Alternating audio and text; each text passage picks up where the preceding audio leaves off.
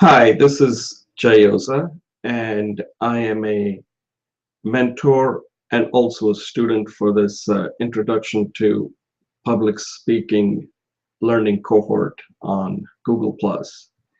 And today, it's pretty much an open event in a sense that we don't have any participants who at least have indicated they wanted to be on today. So I have some items on the agenda, but if you are watching this live and are interested in coming on and discussing public speaking based on what you're learning in this course, send me in the chat session, send me your email and I can send you an invite, and then you can participate and we can talk about it, or if you have any questions, I can answer them.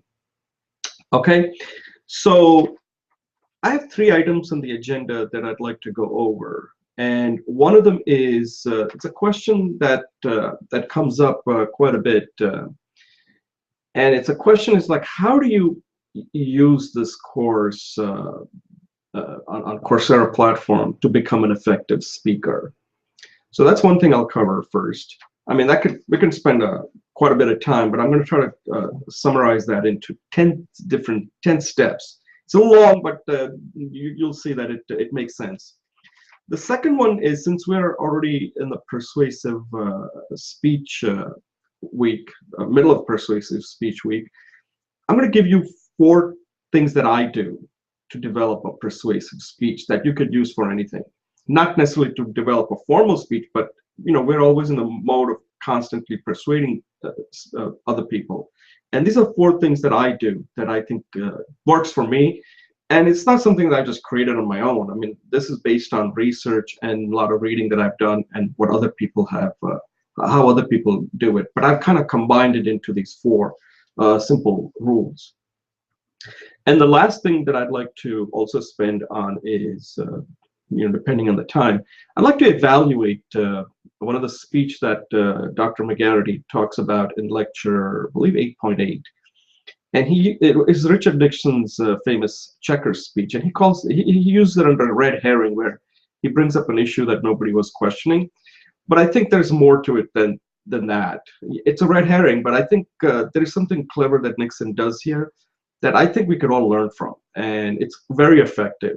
And it's something that when you think about it, we should be doing that more when we are trying to persuade people, when we kind of have our back to the wall. And I believe this is one of the most masterful speech ever given, and I'll explain to you why. So at this point, let me get to my first topic, and that is how do you use this course effectively to become a good speaker? Now, I'm of the opinion that the course, the way it exists, is outstanding. I think Dr. McGarity, University of Washington, and Coursera, they've done an excellent job putting this course together. And it's a MOOC, means that you have to kind of do it on your own. And what I've noticed is that it's a 10-week course, and there is a lot of material here. 10 weeks, it's a pretty comprehensive course. I don't know why it's called introduction. I don't think this is really an introduction. I think it's a comprehensive course on public speaking. I mean, after this course, then you get down to specific techniques that you can use. But as far as the base is concerned, if you complete this course, you have all the foundation to go and become an excellent speaker. And that brings us to the first point, that is that this is a course which is not a one and done thing. It's a course that I think all students should go through once, first pass on their own. So they have the basic foundation, introductory speech, impromptu speech, informative speech, and persuasive speech. You do have to go through it once, pick a topic that you're comfortable with, but at least go through the entire course once. And that's the first pass. Once you have done that, then it becomes very interesting in how you use this course to continue learning, and then to work on different speeches that you are going to use, whether it's impromptu, informative, or persuasive. So for example, if you're going to, let's say in a point where you have to give a persuasive speech, then you focus on those 3 lectures and craft your persuasive speech. This is directly targeted to what you are going to use. This is not just an exercise at this point now, because you already done that when you took the first pass. Now you're targeting individual speeches as you're going to use them. Okay, so kind of set the stage. So the overall process that I've come up with is there are 10 steps actually. Public speaking is hard, so I don't want to come here and tell you, oh, it's easy, anybody can do it, and anybody can do it, provided that they put in the time. And the time is quite a bit. Just to give you an example, I had a colleague, ex-colleague that I worked with a while ago. He came to me recently, and I was telling him that I mentor this Introduction to Public Speaking course, and he was interested in taking it. And he works as a consultant at Lockheed Martin. And I asked him, you know, just kind of out of curiosity, I said, how much are they? How much do you make per hour? And he said, close to $100 an hour. So I said, okay, so let me just tell you this. This is what you're looking at. You're making $100 an hour. That's your billable rate. That's what he's making, okay? If you put in the time from beginning to the end to do a good job, you're looking at spending close to 100 hours minimum. I've gone through it, and it's 100 hours. And even when on multiple passes, the time doesn't get that much shorter. You still have to put in time. Any speech, time is, it is time consuming. So I said, if you're going to go through this once, it's going to take 100 hours. And if you multiply, do a simple multiplication with your billable hours, you're roughly looking at a $10,000 investment, roughly over close to 10 weeks or 3 months, let's say. And I said, you know, think about it. If you're interested, let me know. And I haven't heard from him. So I think this is what happens with this course, that everybody signs up for it. And then they come to the realization that it is work. It is a lot of work. And it should be a lot of work, because public speaking is hard. It is not something where you can just go and talk about things incoherently. It has to be well thought out. It is a high stakes situation. And if you're going to do that, you're going to put in a lot of time. I was just listening to this guy who wrote this book about TED speakers. And one of the things, I think his name is Gallo. I don't know his first name. He's written a very good book on things he has learned from TED speakers. And what he found is that some of the speeches that people give that are very popular, they get like over 1 million views.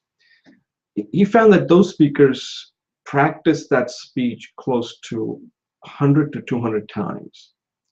So it kind of goes to show how much effort goes into delivering that type of speech. Now, honestly, I am not going to go through something 100 times. I mean, unless they invite me to give a talk at TED, then I would probably do it because of the visibility and the exposure you get.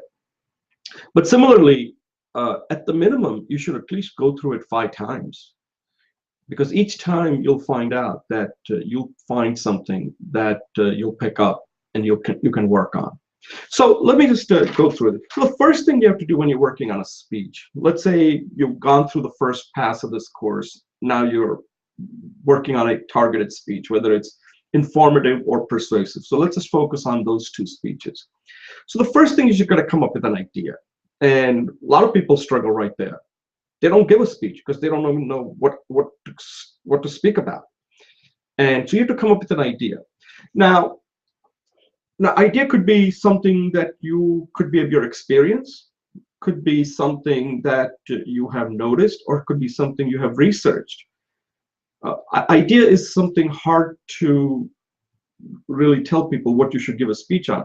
It is better that you pick your own topic. And it could be based on something you read, something you heard, something you experienced. There are a lot of ideas out there. So if you're at a point where you're struggling, like I want to give a talk, but I don't know what to talk about, I think the first thing you have to work on is come up with a book, like a diary. Like here's mine, okay? And as you can see, I'll jot down things. This one is almost over. As you can see, it's been used a lot, probably because I put it in back pocket. I keep this around with me, and anytime you come up with an idea, you just jot it down, and then later on you can develop it. Now, obviously, all of this I haven't used. There's so much here that I just will never use, but it's here somewhere that if I want to develop it further, I could. But you need to write it somewhere. Either you use this. I like it. I like to write it down. You could use maybe your smartphone, or occasionally I even keep an audio recorder when I go for a walk at a park. So there's a lot of ways that you can come up with ideas. So let's get beyond that step. So you have an idea. At that point, the next step is you should write it down. You should at least come up with a outline or a rough draft and jot down what you want to say. So this is still a very early stage where you're going through the process of developing a speech. But before you can develop a speech, you could either audio record it and then transcribe it, or you can jot it down on your smartphone, Evernote, or in your diary, and then come up with an outline. And as you're doing that, so now we're moving to the third step. So this is part of the iterative process that you're going through. What I do is I record it. Now, I don't record the entire speech because I haven't developed the entire speech, but there are certain parts of it that I will audio record it, and that could take like a minute.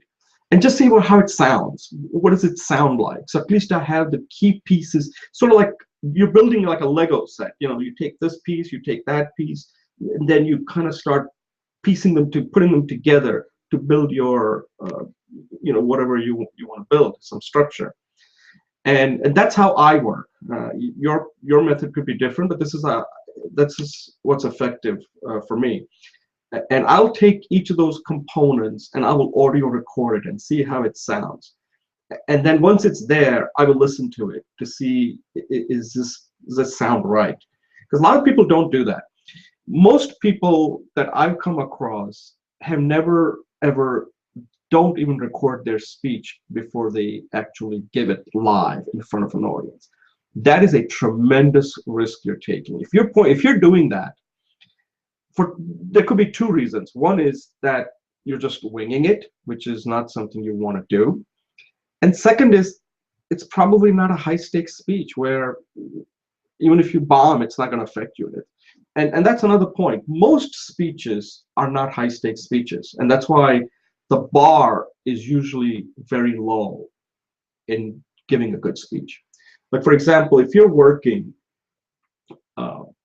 probably there isn't really a need for people to really be an outstanding speaker for a number of reasons. One is you can use PowerPoint. Second is the language is very familiar and the people know you. And nobody ever gets fired for giving a bad speech in a company setting. And I've given quite a few bad speeches, and I don't think I've ever lost my job. So you want to be clear, like, sometimes people have a very high expectation, like, oh, if I become a good speaker, I'm going to get to this point and that point. You want to be a good speaker because you want to be a good speaker. But it's not necessarily true that just because you're a good speaker, it will lead to promotion or anything like that. You need to be a good speaker to get your point across. Because what it's doing is it's saving you time. It's a compression between thought to action. If you can do that, where you don't have to keep on repeating over and over again, or at least get your message across, you're becoming more effective as an employee, as a worker, or as an individual. I think that should be the reward. But don't go into public speaking thinking like, well, if I can just like knock it out of the park, next thing I know, I'll be like reporting to the CEO or somebody. I think that's a false expectation, and you should try to avoid that. I think public speaking, we all need to be a good public speaker because it makes us probably more effective in dealing with people in a social situation, at home, and at work. Okay, so that was step 3. So we went to idea, then we talked about 2 was the writing part, 3 was to audio record it as you're developing it. Let's get to the 4th point. Now, this is another one of those things that very few people do. And this is to video record your speech. Many people never, ever, ever video record their speech. If you do that, you will not only know what you sound like, but what you look like. That's important. A lot of us sometimes have this weird facial expression. We don't smile. We don't show any enthusiasm. Our gestures are kind of awkward. You want to know what those look like before you go in front of people and give your speech. So I highly advise you to at least go through one recording, video recording, and see what you look like. And you'll make a big, if you do that, you made a tremendous improvement without video recording your speech. So then after you video record it, then of course you want to be your best critic. I always think that before you show it to anybody, you want to evaluate yourself.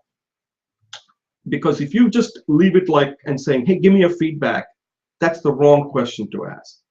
You've got to provide the right context under which you want to get a feedback. Your feedback has to be very focused, and you kind of drive the process.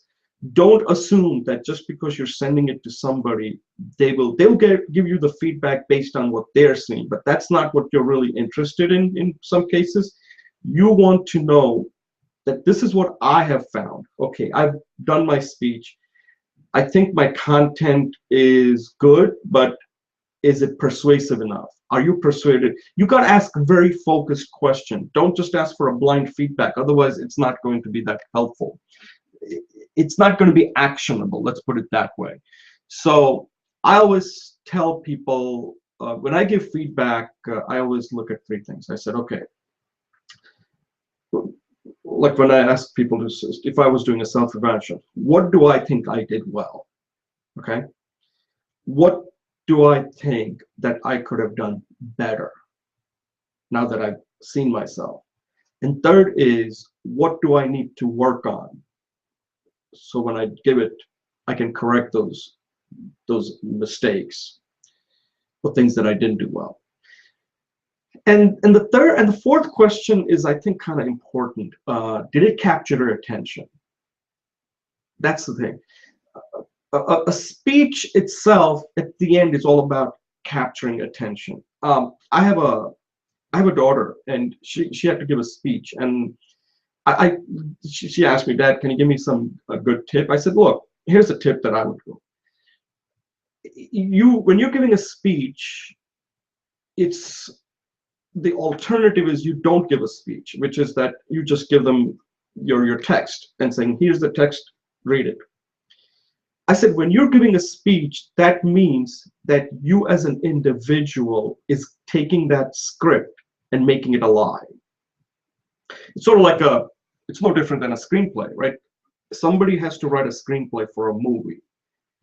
But we don't read screenplays. Like, nobody goes and says, hey, do you want to see a movie? Nobody says, hey, forget the movie, just read the screenplay. We don't do that. We want to see the movie because there's a lot in a movie. And the number one reason we go see a movie is because of the acting. The actors make the script come alive.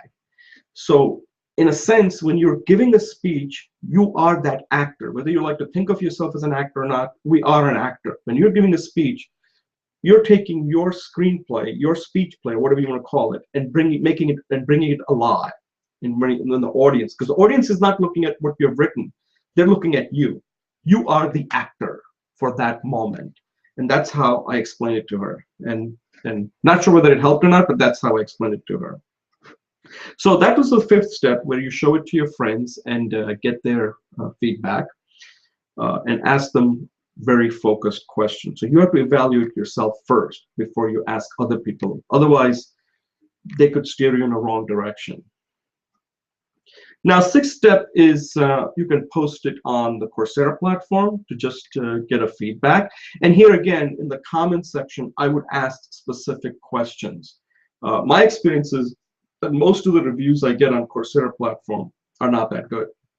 I think that's one of the things that people do not spend a lot of time on, and they make a quick decision.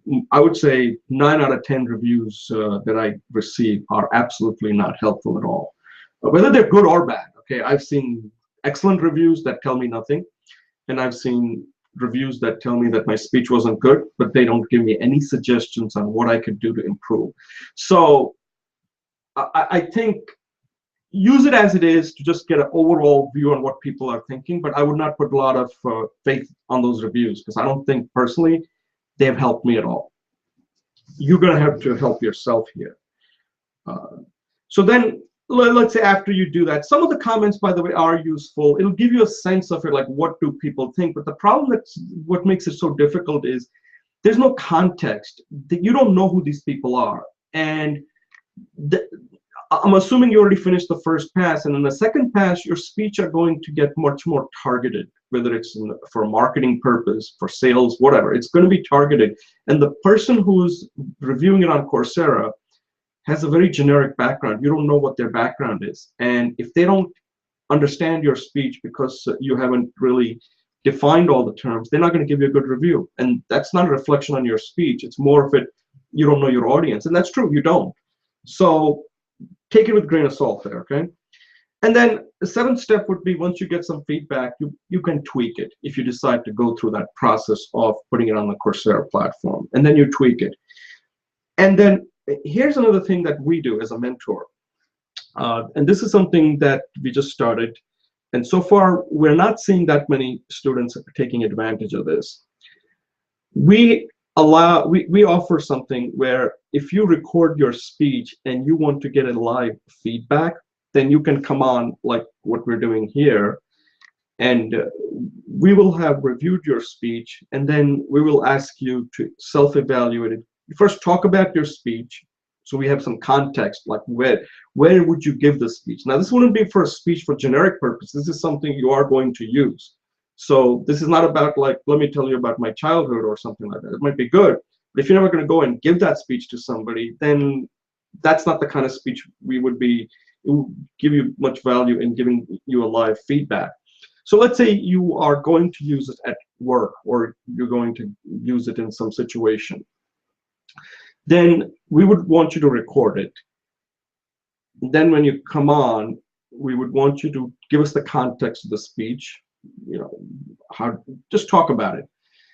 Then you would do a self-evaluation where you talk about what did you like about your speech, what you think you could have done better, and what you need to do to improve it.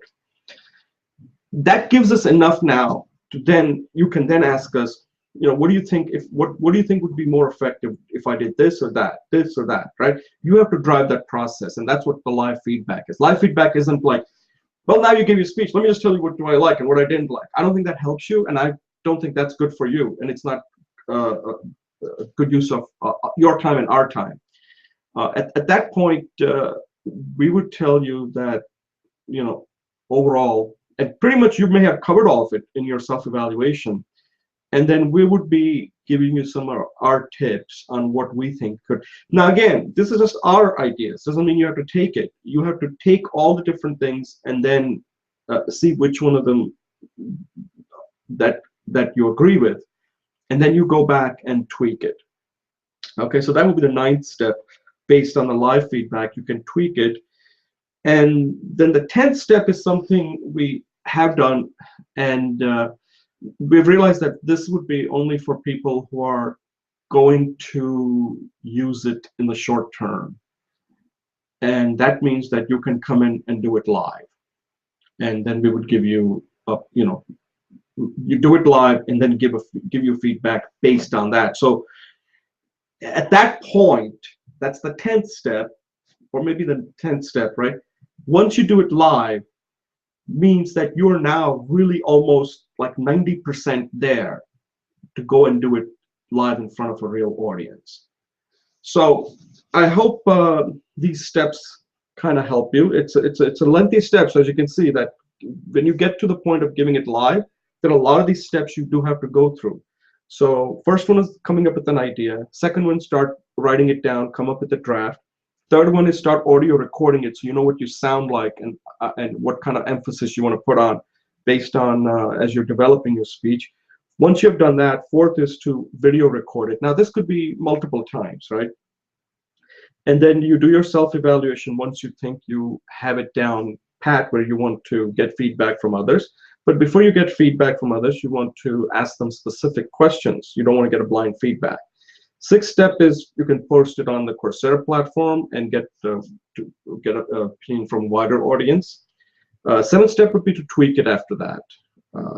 Eighth would be to take advantage of the mentors for this course like myself and get a live feedback. So you can come on one of these Hangout and we'll be happy to give you a live feedback. Ninth after that is you can tweak it further. And then if you are at a point where saying, you know, now I'm really ready to give it to an audience, it could be, you know, 5 people, 10 people, 100,000, whatever. And you can go through your speech live because you're only going to get one shot to do it. And then we'll give you a feedback from an audience, like how an audience would view it. Because at this point, you're pretty much close to done. But you want to get that one final test, that what would it be like if I gave it live? And this would be the best way to do it live on a Hangout like this. And then the only thing after that is to get in front of an audience. And by that time, I'll tell you one thing. You're ready. You've gone through a pretty rigorous process in giving a speech. Okay? So I hope that helps. It took quite a bit of time, but that is the process that I think if you follow it, you can be very effective in giving a speech in front of any audience. But as you can see, it's a lot of work. It is time consuming. So there are no shortcuts here. You do have to go through it. But once you start understanding this process and start using it, it'll become natural and it's not going to present a lot of problem. At least the first time.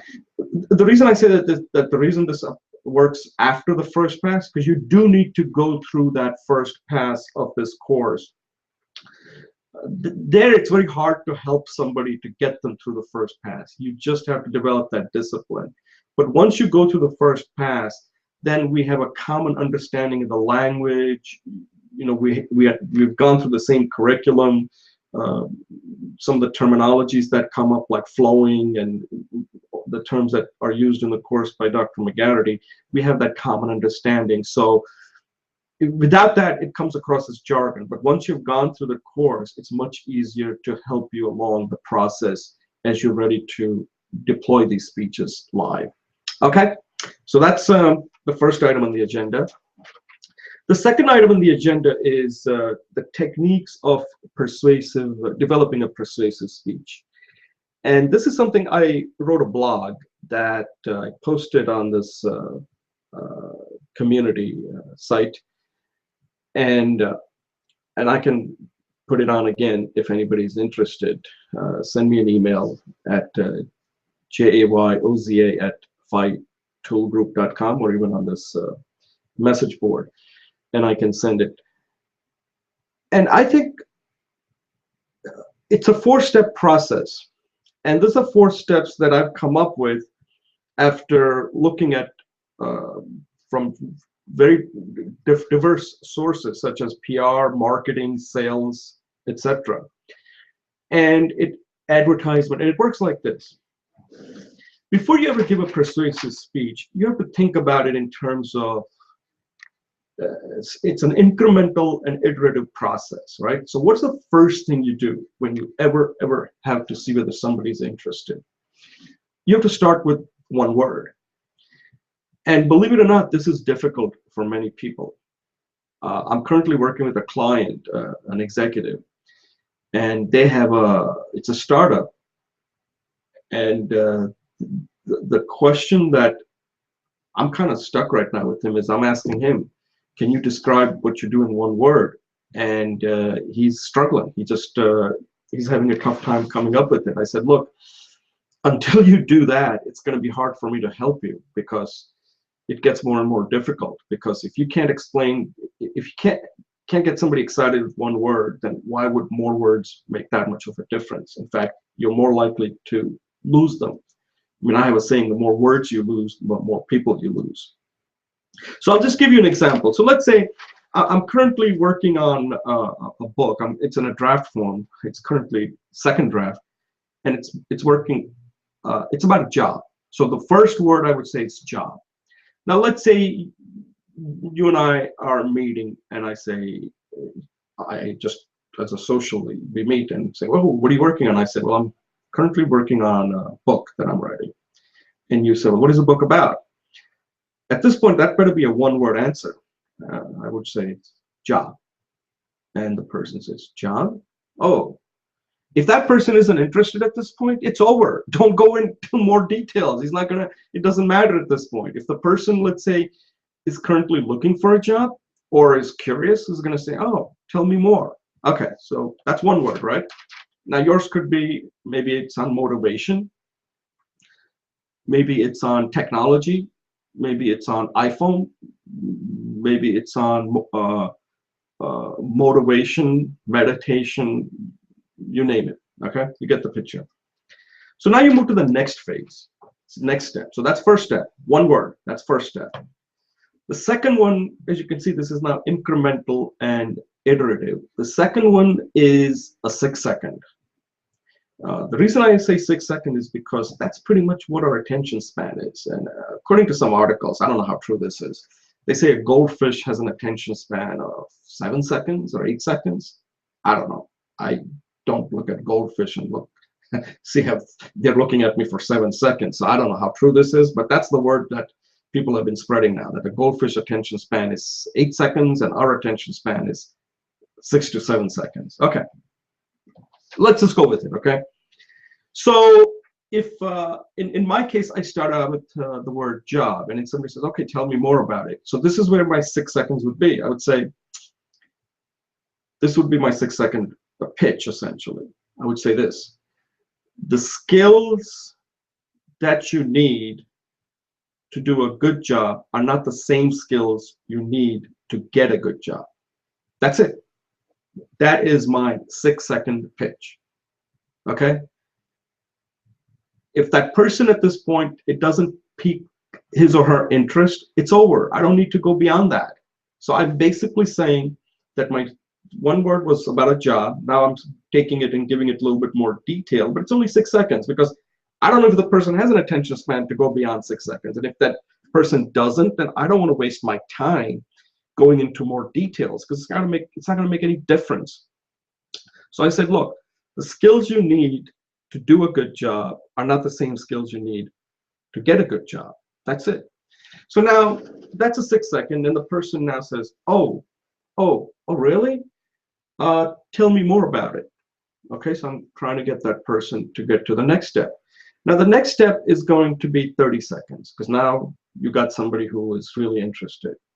30 seconds. So the next one is about 30 seconds. So I can tell you the 30-second pitch would be, so I say, well, for example, the skills you need to do a good job are skills like technical skills, project management skills, collaborative skills, conflict management skills, leadership skills, etc. However, the skills you need to get a good job are skills like marketing, sales, communication, which you also need to do a good job, but communication is a must. Presence, you have to show a good presence when you're looking for a job, and negotiation.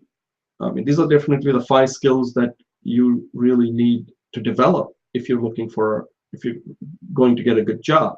These are not the skills you necessarily are that important once you already have a job, because they are not something you really focus on that much. Okay, so that was my 30-second, not sure how well I did there, but that kind of gives the person that these are different skills.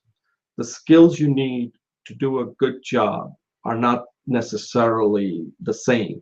Some of them may overlap, but not necessarily. Like if you're writing code, you're writing code. That's like, I would say, most of the work you'll be doing. Uh, the second skill there would be maybe you're managing a project that takes up most of your time. You're not doing a lot of marketing. You're not doing a lot of selling. You're not doing a lot of, there's no presence required there. Negotiation might come up here and there, but not primary. Maybe that I would put in the 10% category. So if you look at 60, 30, 10, some of the overlap is in the 10% area, not in the 60 and 30%. Those are pretty separate. For example, sales skills is very important for a job when you're trying to get a job. Marketing becomes very important when you're trying to get a job. You have to know how to market yourself. Communication is certainly required, but communication is also required when you're doing a good job, right? Communication is very important. So there are certain skills, but not at the main level. Okay, so then you get to the fourth step. So now you're buying more time, and now you have 3 minutes where you have to pretty much close the deal.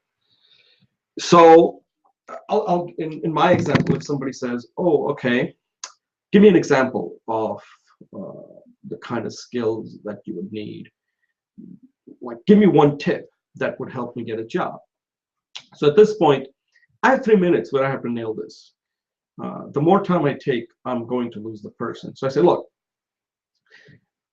there are a lot of tips out there, but the tip I think that you'll find very useful is what I call the 80-20 tip. This is where if you have limited amount of time and you put in the effort, it will pretty much cover almost 80% of the preparation that you need with the 20% of the time that you're going to put into this. The 20% takes care of 80%. So I said, he's like this. The job really comes down to 5 things. Narrow it down to 5. You got to know the problem. You got to come up with you got to know the solution. You have to be likable.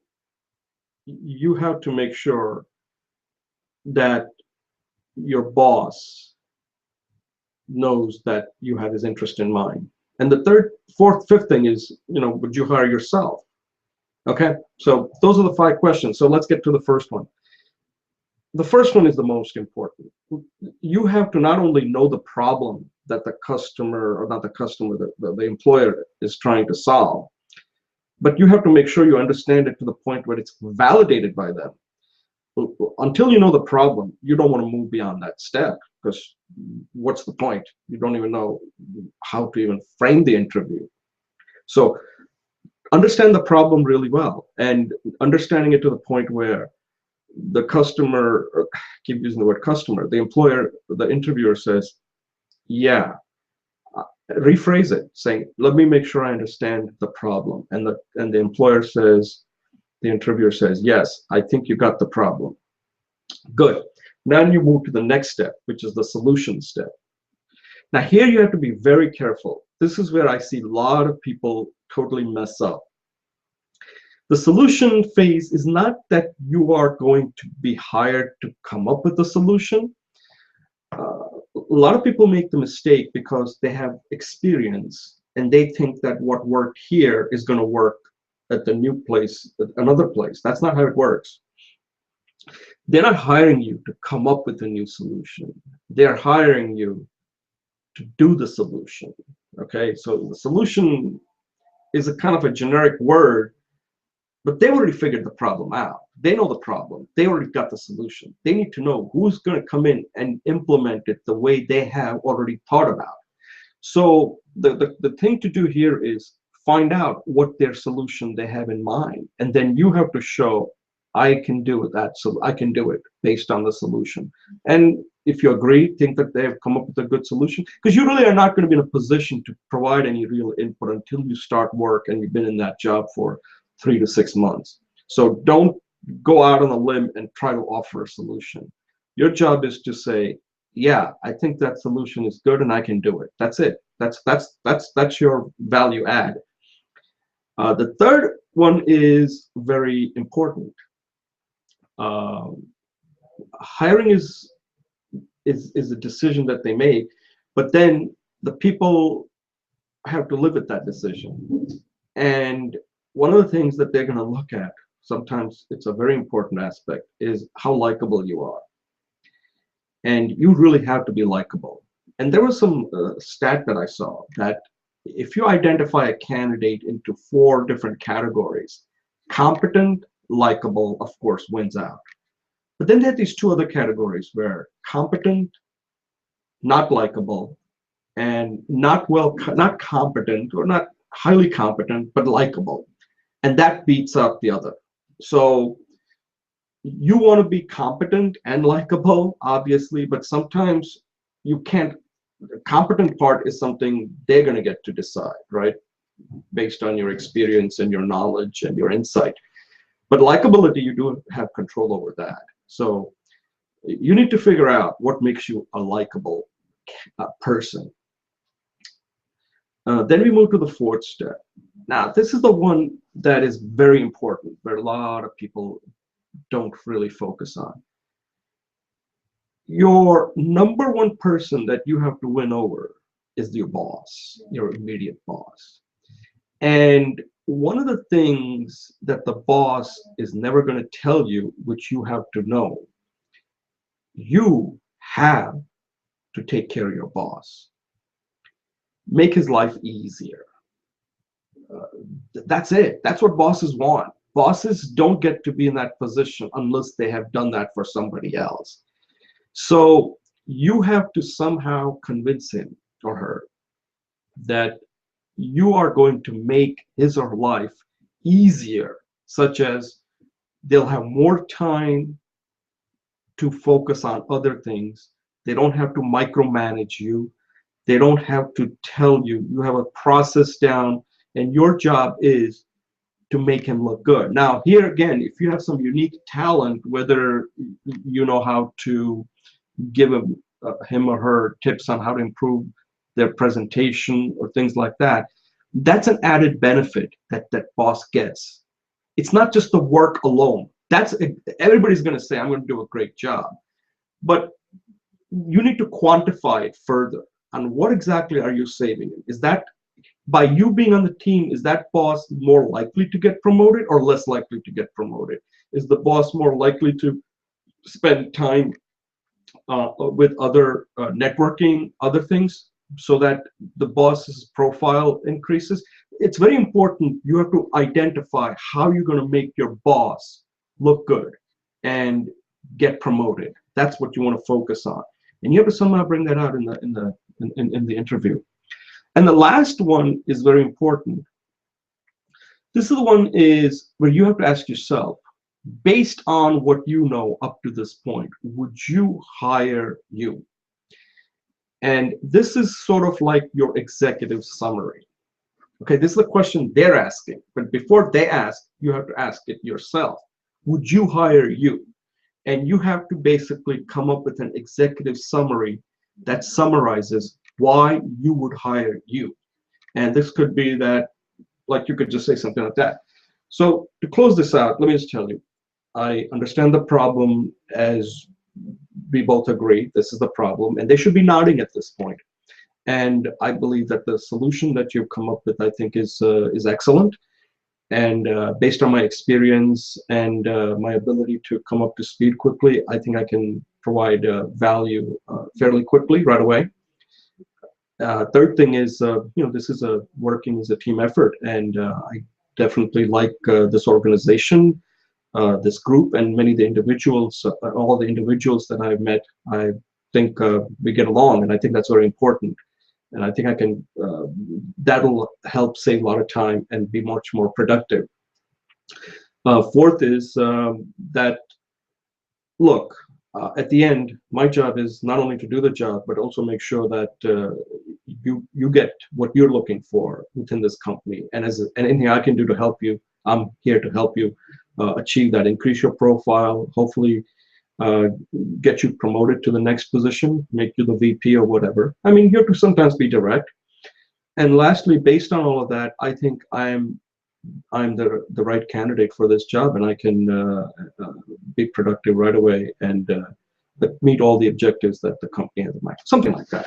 So that's your closing summary, and that kind of is the 4 steps that I would say. So it's 1 word, 6 seconds, 30 seconds, and 3 minutes. Mine might have taken more than 3 minutes. Okay.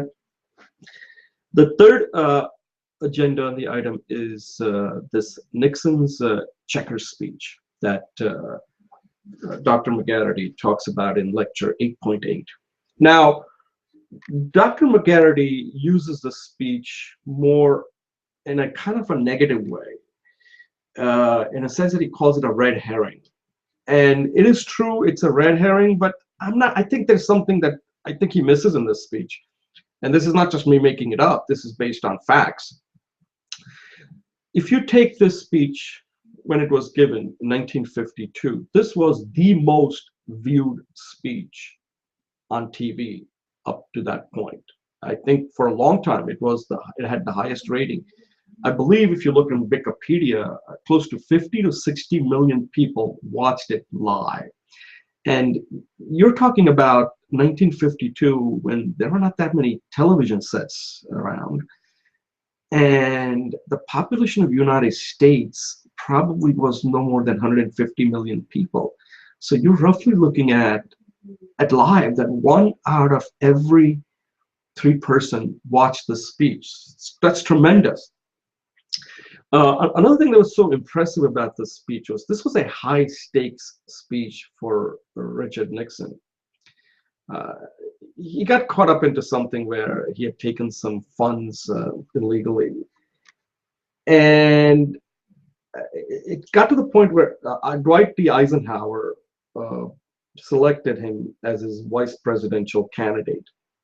And then the scandal broke. Eisenhower said, look, I could replace him with somebody else, but to be fair to him, let him make his case. Let him go on TV to make his case and then see what happens. If people are convinced, then, you know, who am I to go against what people are thinking? It's a pretty democratic process. So Eisenhower said, look, I don't want to make the decision, because for him, I think it was a political thing where he didn't want to take him off the ticket since Nixon had popularity. He was like an up and coming senator. Very young at that time, 1952 we're talking about. And he had gained notoriety through some scandal that he exposed. Algier, he was trying to root out communists from the government, and I think he made his name when he was a congressman or a senator. So Nixon had popularity, but there was always this side of Nixon where he could do good things and he could also do bad things. We don't know whether you got good Nixon or bad Nixon, right? And that's what makes Nixon one of the most fascinating politicians in American history. So Eisenhower said, go make your case to the American people, and if they like what you have to say, then you stay on the ticket. So this was a high stakes speech that Nixon had to give. So I'm just giving you a little context of how this speech came about. And what he does in this speech is extremely clever. I think it's a speech you have to view it several times, because I personally believe that this was one of the best speeches ever given by an American politician, when the stakes were so high and using the media, television. And this is a one-on-one speech. He's not giving the speech in front of a live audience, okay? So that makes the speech kind of unique in a sense that it's just in front of a camera, like I'm speaking to you. And he does several things here that are really impressive. First of all, he goes into details. He just like totally opens himself up to how much money he's made, how much money they've made, how much money they owe. I mean, everything, to the point where like people are like, oh, I think we got to know too much now. It's like TMI, too much information. He just goes and gives us much information. And what he does in a sense is kind of really interesting here. If you look at the speech, he's pretty much on defense. He's pretty much on defense throughout the speech about all of the allegations, and he's trying to say, no, this didn't happen the way they're saying it's not true. The money they made, it's not true, this is not true, this is not true. He keeps doing that. And then he gets to the end, and this is the part where Dr. McGarity says it's a red herring. And it is, but I don't think it is a red herring. I think it's strategic. I think it's really masterful what he does. He's there to persuade, and persuasion is very tricky. Persuasion is at the end is what? You got to get audience to believe what you're saying. And whether you use red herring or whatever herring, It was effective. It worked. He remained on the ticket. So what he does here is very clever, where he says, there's one thing that I've gotten that I'm not going to give back, and it's some dog that he got from some guy from Texas.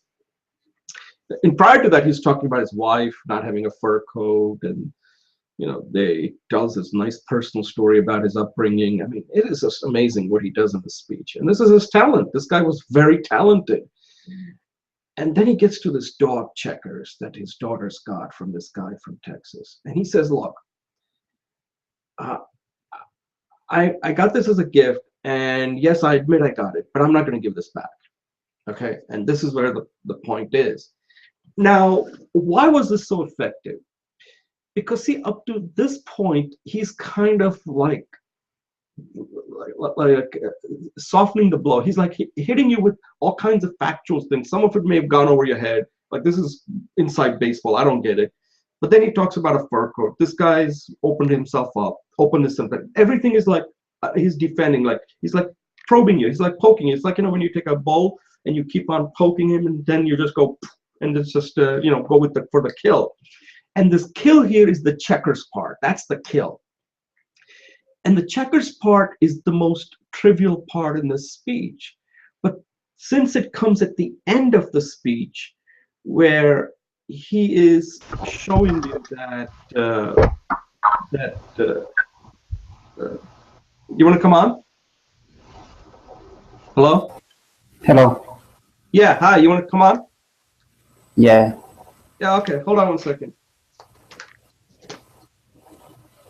No, actually, I want to listen to you. So. Oh, okay, all right. Okay, sure. So I was going over the Nixon's the Checkers speech that Dr. McGarity talks about. Okay. So I was just saying that speech is just a masterful speech. I think everybody should watch it because I think it's one of the most persuasive speech ever given by an American politician. And he was on the ropes. If he doesn't do a good job at that speech, then he gets kicked out of being a vice president for Eisenhower. So he had to hit a home run. And when you look at it, he's not giving the speech in front of an audience. He's giving it in front of a camera. And he uses so many techniques that we could all learn from if we're ever put in that situation where we have to give this one speech, and if we don't do a good job, we're kicked out. And at the end of the speech, he does something masterful. He brings out this story about a dog named Checkers, and he says that he got this as a gift from this guy from Texas, and it was given to his two daughters. And think about it, if you're in 1952 and you're watching TV, where most of the stuff he has talked about earlier are like stuff that you wouldn't understand. Like, they're accusing him of taking this thing and taking this money and that money. That's like inside baseball. But people understand dogs. In America, one thing people understand is dogs. They love dogs. And he brings it at the end and said, we got this dog as a gift, and there's no way, and we're keeping it. We're not going to give this dog back. And it's almost like he's going for that kill, like when audience hears that, says like, wait a second, these people have been so mean to him. They even want to take his dog away. And after the speech, they did a polling, and I think 90% of the people said that they were convinced that he didn't do anything wrong. And it's just an amazing job that Nixon did with that speech, which people don't look at the context of the history, how that speech was so important that if Eisenhower basically was the presidential candidate, and he said, look, I'm going to leave it up to the people. If people say they're convinced, then who am I to take him off the ticket? And that's exactly what happened. And Nixon remained on the ticket, and Eisenhower went and got elected for 2 terms. But the interesting thing about Richard Nixon is that there were 2 sides of him. There's a good Nixon, amazing talent as a politician, and then there's a bad Nixon. And if you look at the history of the United States, Richard Nixon had gone through ups and downs more than any other person in American history. He had his highs where he was the vice presidential. I mean, I think the first time he became well known was when he exposed some scandal about some people who had some ties to communists. That's what gained him some popularity. And then all of a sudden he's accused of taking some bribes. So now he's again down. Now he has to elevate himself up. And he does that with this checker speech that Dr. McGarity talks about in lecture 8.8. And then, of course, he loses the election to Kennedy when he should have won, right? He was a sitting vice president for 2 terms, but he loses to Kennedy. And again, he's down. And then he loses a seat to run for governor, again, down. Then he gets elected as the president in 68, and he wins 2 terms as president of the United States. So again, he's at the highest. And he did amazing thing. He opened up China. He did so many wonderful things. And then you have Watergate, which destroys him and forces him to resign. And again, he's at the lowest point. He's like one of the few presidents, I think maybe the only president who ever had to resign from office. And then after he leaves, he had to again resurrect his career, and he did that writing like 8 books. So he's a very fascinating character as far as that you have that one side, Jekyll and Hyde type of thing. There's the good side of Nixon, amazing talent as a politician, but then there's this bad side of Nixon where he can take a success and turn it into a real failure. So, and I thought that this checker speech is a very interesting speech to study, because there's a lot to learn from that. That if you're ever in a situation where you're on defense, you want to be on defense, but then you have to find something at the end to get back on offense and then win it's almost like the way he's giving his speech is almost like he's playing a game where you're hanging in there, but you're not being knocked out. It's like a boxer. I kind of call it like the rope-a-dope strategy, like Muhammad Ali used when he beat George Foreman, where he lets him punch throughout the fight, but somehow he never gets knocked out. And then, Foreman gets tired at the end by 8th round, I believe. And then Ali suddenly comes up with a counter and knocks him out. And I think that's what Nixon does with this speech, where he's kind of jabbing and he's taking all the punches. And then he brings in this checkers example and says, look, you're not going to get me for taking a dog, are you? And at that point, the American people pretty much agreed with him. Yeah, you've been attacked too much. We don't think you're that bad. So that's my little take on that speech, because I think there's a lot of interesting thing in that speech that was not covered in the class. So I thought I'd add some color to it. Okay. What do you think of it? Thank you. Well, actually, I didn't yet saw it. Oh, okay. So I just had searched it on YouTube, and I am eager to play it. So yeah, take a look at it. Let me know what you think. I think it's a very fascinating speech, because it is something that you can learn a lot from. That if you're ever in a situation where you are dealing with an audience where you have to somehow come up with a speech, if you look at the way he crafts the speech, how personal he makes it, and then he brings the dog at the end as an example on how to like you're not going to attack me for that, are you? And it's very clever. I think it's that's why the speech is known as a checker speech, because that's the name of the dog. And the other interesting thing is that speech is not given in front of a live audience. It's given in front of a camera. So he had to perform, and he does an amazing job when you look at his performance. It's pretty clever. So how are you doing in this course so far? Well, actually, I'm a passive student, so I'm so. Oh, okay. I am participating, but I'm somehow attending few classes. But it's right. So how far have you gotten so far? Well, I am on the 2nd chapter, but I'm not very organized. So, oh, okay. This is a good course, actually. How do you pronounce your name? Liviu. Liviu. Okay, that's exactly how it's spelled. Okay, Liviu. This is a tough course, actually. Okay, this course it looks easy because it's just lectures, But what makes this course so difficult is that very few people actually finish it. Mm-hmm. Do you have a recommendation to how to get on the course and how to get to the end? I mean, how to learn, how to... Yeah, you just have to do it. There are no secrets here. Okay. What makes this course so difficult is that people all want to become good speaker, but the only way you become a good speaker is by doing it. So like one of the things that we're going to discuss later in another hour with fellow mentors is that like the first pass of this course, you pretty much have to do it yourself, because there are no ways we can really help you to get you through this course. Because it doesn't work. We've tried it. At the end, the time that you have to spend is considerable, and that's why in an on-demand mode, it's up to you to develop the discipline and finish the course. And 10 weeks is a long time. A lot of people, since I've been doing this, this is a 10-week right now, this cohort. I would say at this point, there isn't a single person that's going to finish this course. Okay. So it's a hard course. Not hard as far as like there's any formulas or things that you have to figure out.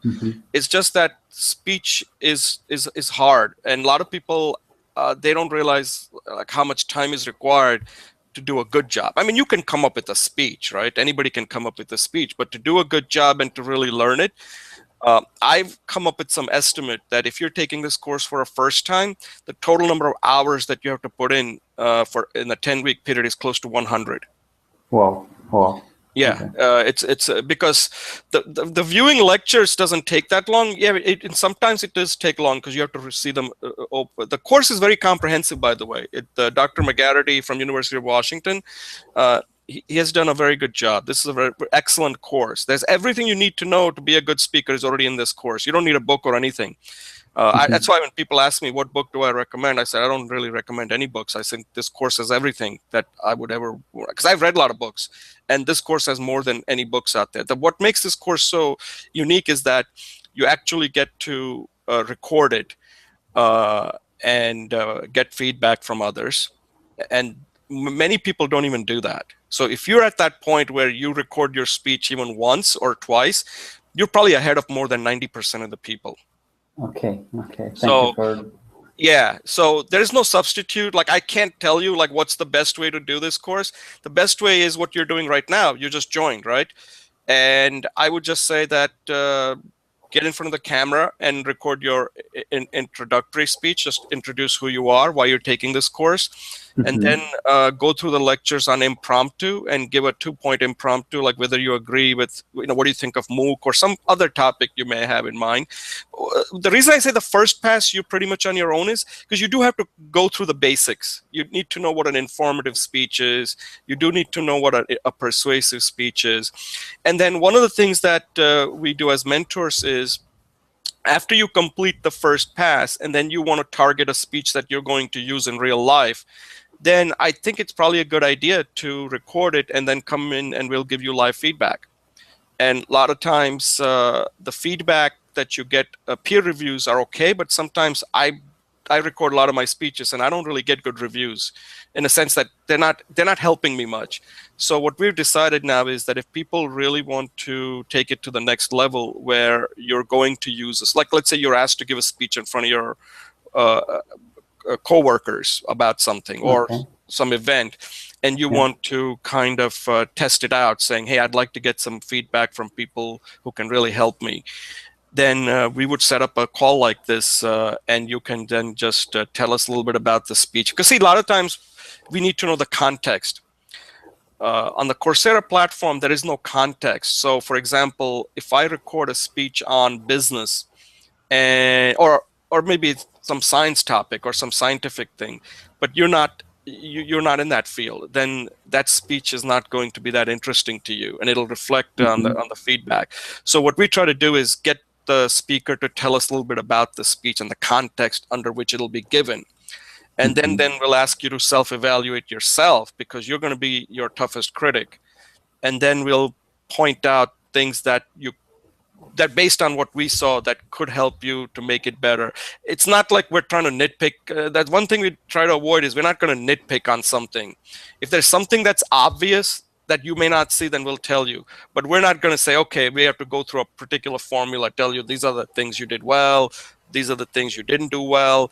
I think that's not the main thing. I think the main thing is, did the speech achieve its purpose? That's the main thing. And that's what we look at. Like if you're saying that I have to convince people about this particular topic, tell me, was this convincing enough? And because no matter what speech you give, most people are going to forget almost everything after it's over. What do you recommend for self-evaluation? So I record my speech. How do I evaluate it? Yeah, I don't go by the formula that Dr. McGarity uses. I think that's too academic, and that's just my opinion. I think the question is, so these are the 4 questions.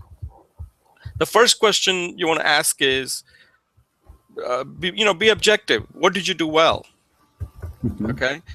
I mean, you recorded it, means that now you've seen yourself. So you have to ask yourself, okay, what did I do well? I was confident.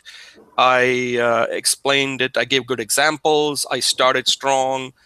I gave a personal story. I gave a story that was very convincing, I think, like that. Something that you think you did well, okay, based on how you are evaluating your own speech now. So that's the first question. And you should have at least 3 or 4 things that you think you did well. Because remember, this is the speech that you are now trying to get feedback on. So you've already gone through multiple iterations of recording. The second question is, so now you're saying, okay, I did it 3 times, that's it, that's enough. And I want to get some feedback before I do it 4th or 5th time. The second question is like, what do you think you could have done, you could do to improve? And you'll notice it quickly. You'll say, I could have used more gestures. I could have used better vocal variety. I didn't show a lot of enthusiasm in my speech. I just came across a little too stiff. There will always be something that you will not like about your speech, believe me, okay? So that's the second thing. The third thing is then once you've identified what are the things that you think you need to improve, then ask yourself, answer this, like, what do you need to do now to improve? So you can say, yeah, I think to improve, I need to really connect with the audience. I need to start with a story. It's almost like you're trying to solve your own problem, right?